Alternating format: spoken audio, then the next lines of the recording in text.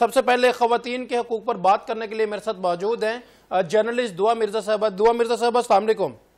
वालेकुम अस्सलाम। Thank you so much for your time. जी दुआ, क्या कहना चाहेंगी आप खवातीन के हकूक पे? उमर, ये जो जिस बिल का आपने रेफरेंस दिया है, अनफॉर्चुनेटली बहुत सारे ऐसे बिल पहले भी पास हुए, यानी खवातीन के राइट्स की अगर हम बात करें तो मुझे फिर याद आती है मुख्तारा माई भी याद आती है, और फिर बहुत सारी, जब एसिड विक्टिम पर भी बिल बना था तब भी एक खातून की ही स्टोरी थी। रेप पे जब जना और रेप को डिफरेंशिएट किया गया था तब भी एक खातून की स्टोरी थी। ज़ैनब कत्ल केस कसूर वाला, ये है, इसका मतलब ये है, बिल्कुल ज़ैनब कसूर वाला, इसका मतलब ये है कि एक खातून को कुर्बानी देनी पड़ती है और फिर ये कौम को झंझोड़ा जाता है और फिर कोई ना कोई बिल बनाया जाता है, लेकिन उसकी इम्प्लीमेंटेशन हमें एक्चुअली नजर नहीं आती।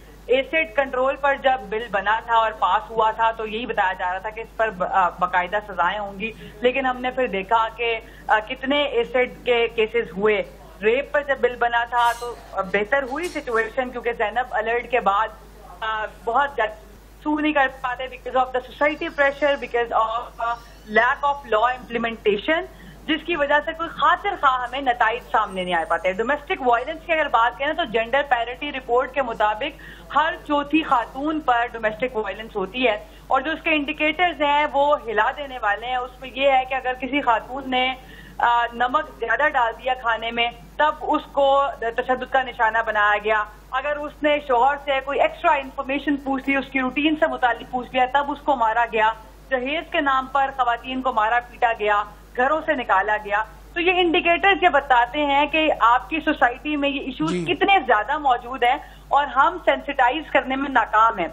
इट इज वेरी फॉर्चुनेट कि finally we have the bill, we have something in the constitution, लेकिन अगेन मेरा सवाल यही है कि इसकी इम्प्लीमेंटेशन को मॉनिटर करने के लिए कौन से इदारे होंगे और क्या वो इतना प्रोएक्टिवली पार्टिसिपेट कर पाएंगे कि हमें बाकी बिलों की तरह ही इसको न लेना पड़े।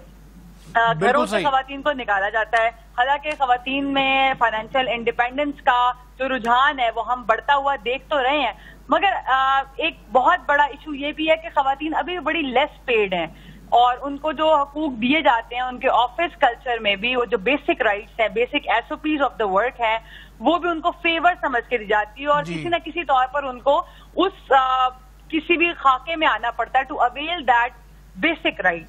इसके लिए मैं तो ये कहती हूँ कि वुमेन एम्पावरमेंट तो बहुत दूर की बात है, हमारे यहाँ वुमेन एनवायरनमेंट की भी अभी कमी है।